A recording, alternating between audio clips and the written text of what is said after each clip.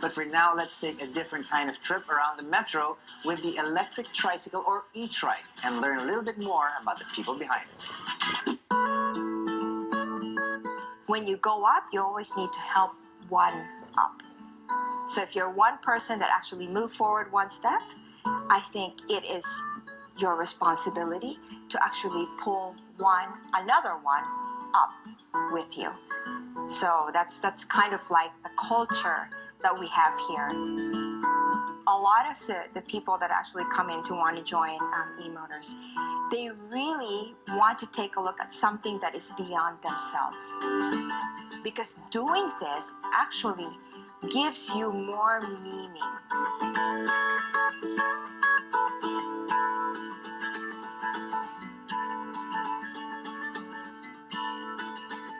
I'm Elizabeth Lee. I'm the president and CEO of Emotors Inc., builders of electric vehicles here in the Philippines.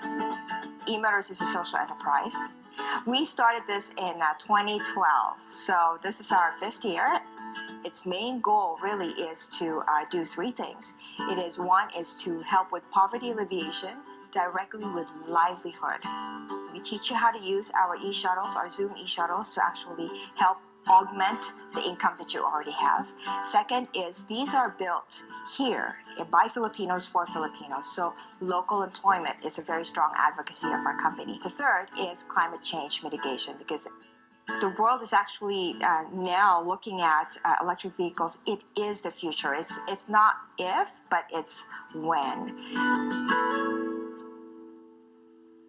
I actually got into this social enterprise. My mom and I actually started a pioneering and an innovative program called the Your Van, Your Business program. How it worked was that for every Urban that was sold, a percentage goes to a Christian Foundation's microfinance arm to serve as seed money to help the poorest of the poor start their businesses. We actually helped about 7,400 families to start their own businesses. And so we were thinking as to how can we continue this? Because we can't just stop. We started something that's really good. How do we continue this? So that's how Emotors came about.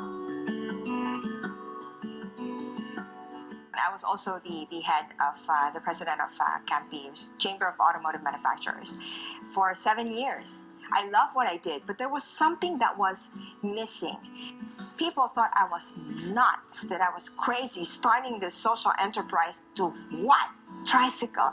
So I actually went 180 degrees from selling vehicles with emission to selling vehicles without emission or zero emission vehicles. Our e-shuttles, you can load 6 comfortably, sitting upright, and without it's not taxing on the person that's driving, because it's kind of like similar to a golf cart.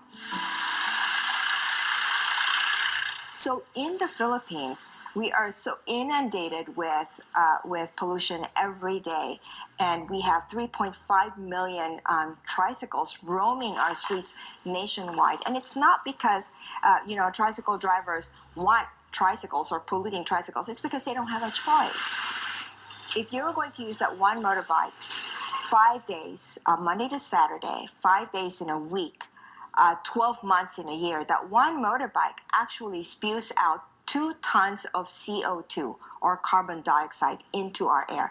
Now, what does that look like? 2 tons of CO2, it's the volume of 67 of your favorite 4-door sedan. Pollution actually affects everybody, regardless of whether you're rich or poor. We should never say it's too late. It is too late when we give up.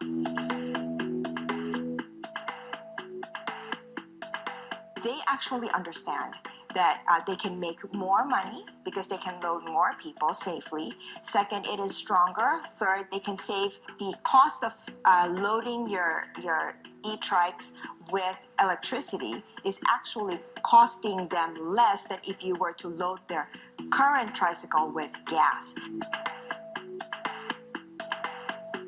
If you were to go for 60 kilometers, a regular tricycle, that would cost you, let's say the cost of gas right now is 50 to 1.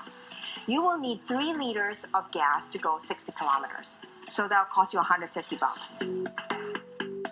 For an electric vehicle to go the same 60 kilometers, it's going to cost you about 10 pesos per kilowatt hour. So in order for you to fully charge your electric vehicle, maximum 6 hours, and that's 60 bucks. So here it's costing you 150 pesos to do the 60 kilometers, and for electric vehicles, it's going to cost you 60 pesos to do the same 60 kilometers.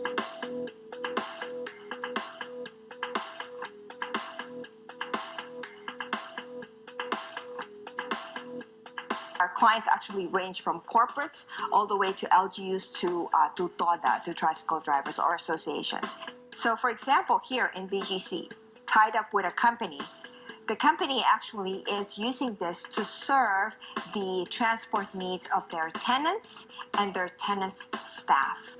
The impact of this on the employees and the staff is that they get to work faster, more efficiently, and more comfortable.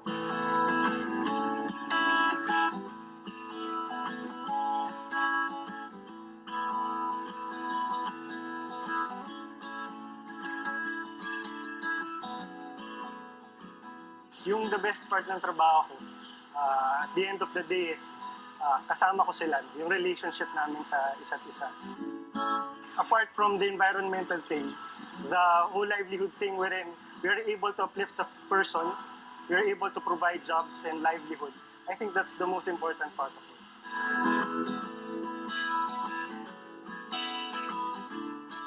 As the Philippines, we are hosting APEC, and we were chosen as the only electric mobility partner of APEC in 2015. We were used as the example and the benchmark to say that the Philippines is actually doing something about climate change mitigation.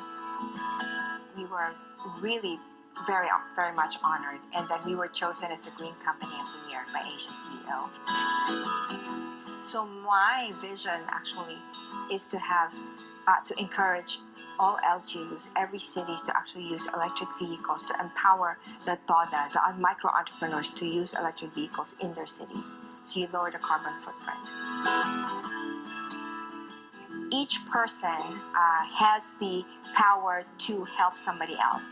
Each person has the power to empower somebody else. And believe me, really, when you put value first, the benefits far outweigh what you've given out in the first place. And it really isn't all about money. It really is about making an impact in somebody else's life.